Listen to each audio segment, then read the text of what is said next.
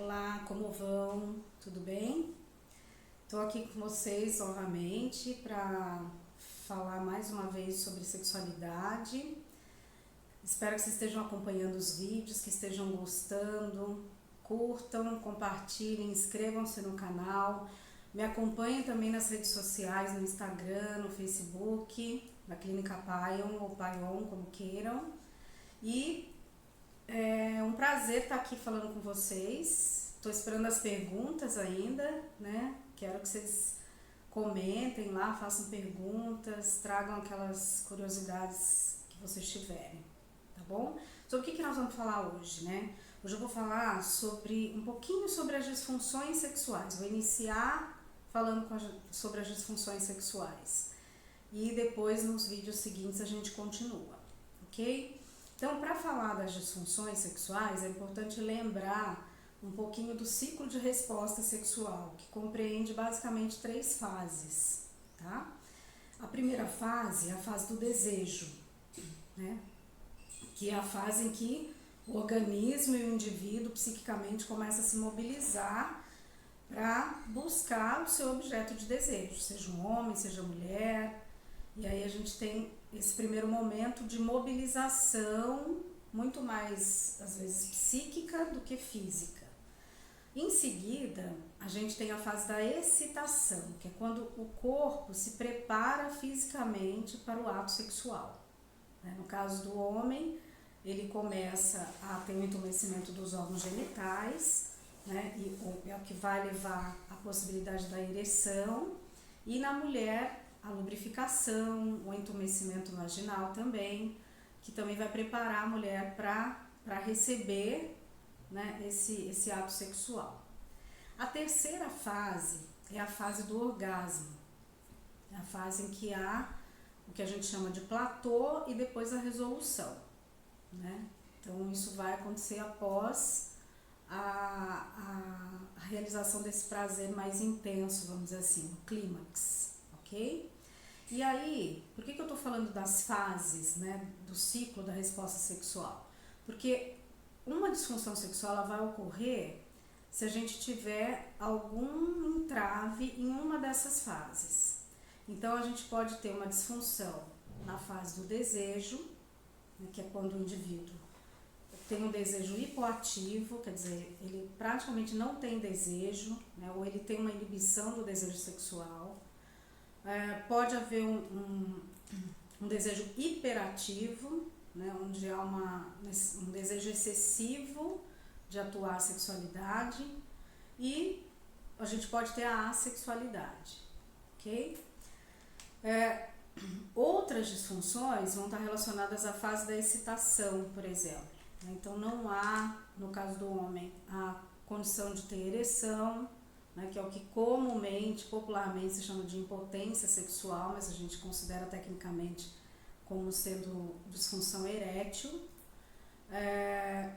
No caso da mulher, pode haver uma dificuldade de relaxamento, então a musculatura vaginal fica muito tensa, muito contraída, tá? E isso pode causar dor na relação sexual.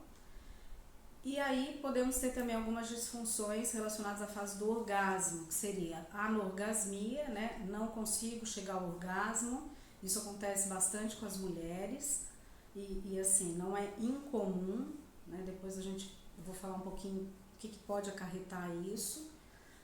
Temos no caso do homem a ejaculação precoce, né? Ele não consegue controlar o jato ejaculatório, o tempo dessa ejaculação, ou uma ejaculação retardada, né? Pode demorar bastante, tá? Então, assim, em linhas gerais, as disfunções elas vão ocorrer e vão acometer uma dessas fases do ciclo da resposta sexual, tá? O que pode ocasionar isso, né? Eu não acredito muito na relação de causa e efeito. A gente tem um conjunto de fatores que vão predispor. Então a gente tem que olhar o aspecto fisiológico, biológico, tá certo? Então, uma das primeiras coisas, quando se tem uma disfunção sexual, precisa se procurar um médico para fazer uma série de exames, para verificar as condições físicas gerais, né, do organismo, para ver se está tudo ok. Então, uma alteração hormonal, por exemplo, pode gerar uma disfunção sexual, né?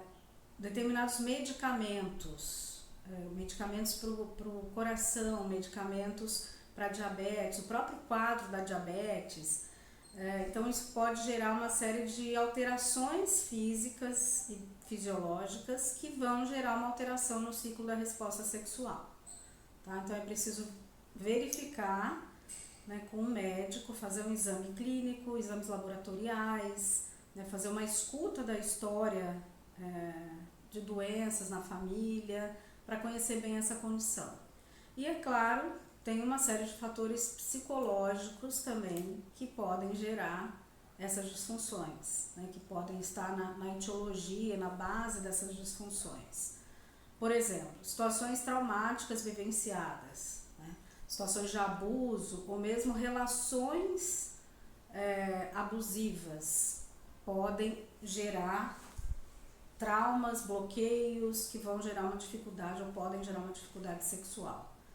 Tá? Dependendo do nível de repressão do indivíduo, da família, né? Então fatores também que são culturais, que são sociais, às vezes elementos religiosos que são interpretados de maneira muito veemente, né? O que podem gerar algum tipo de conflito no próprio indivíduo, né? Entre atuo essa sexualidade, não posso atuar, isso é pecado, não devo, como é que vai ser isso? Então, são fatores que também precisam ser levados em conta, né? Um outro aspecto importante é a gente saber se essa disfunção sempre ocorreu, quer dizer, desde o início da vida sexual do indivíduo, ele apresenta alguma dificuldade, alguma dessas fases, alguma vivência, ou se isso aconteceu depois de algum evento, né? Então, a gente tem uma disfunção que é chamada de primária, quer dizer, ela sempre esteve presente. Por exemplo, desde que a mulher iniciou sua vida sexual, ela nunca teve um orgasmo, ela não consegue atingir o orgasmo. Então, isso é o que a gente chama de anorgasmia primária, né? Agora, não, isso aconteceu a partir de uma depressão, isso aconteceu a partir de um episódio vivido com uma pessoa, com uma situação e se mantém. Então, aí a gente tem um quadro secundário, tá? Pode ocorrer também de forma transitória. Então eu apresento isso num determinado período da minha vida, talvez eu tenha mais estresse, mais ansiedade, mas assim, eu lidei com isso, passou, né, o estresse, a ansiedade ou o fator que estava predispondo, tudo volta a ser como antes, tudo volta ao natural, tá? E a gente pode ter situações específicas que desencadeiam isso, né? Como eu falei, no caso de uma situação de estupro, de um abuso,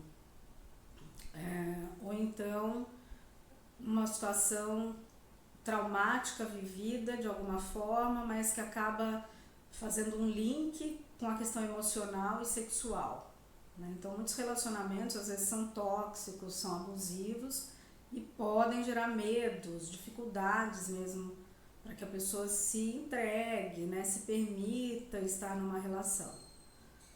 Como a gente já falou, né, como eu mostrei no vídeo anterior, a sexualidade ela vai muito além do simples ato sexual. Então é importante que a gente tenha um contexto desse indivíduo, que a gente entenda bem de onde ele vem, de que lugar ele está falando, quais são as suas crenças, quais são os seus valores, para que a gente, enquanto terapeuta, também respeite isso e saiba entender isso dentro do contexto da dificuldade que ele está vivendo, né? Então, primeira coisa, isso precisa incomodar o indivíduo, né? Então, ele está vivendo algo que o incomoda, ou ele está deixando de viver algo em relação à sexualidade que o incomoda. Então, ele vai vir com uma queixa, uma demanda para o processo psicoterápico. E aí a gente vai entender junto com ele melhor como é isso. Ok? Então, fico aí esperando os comentários de vocês, as curtidas. Quem não se inscreveu ainda, se inscreva. No próximo vídeo eu vou falar um pouquinho mais especificamente de algumas disfunções sexuais, então estejam aí presentes para assistir, que vocês vão gostar, tá? e continue me acompanhando lá no Instagram, no Facebook e até a próxima.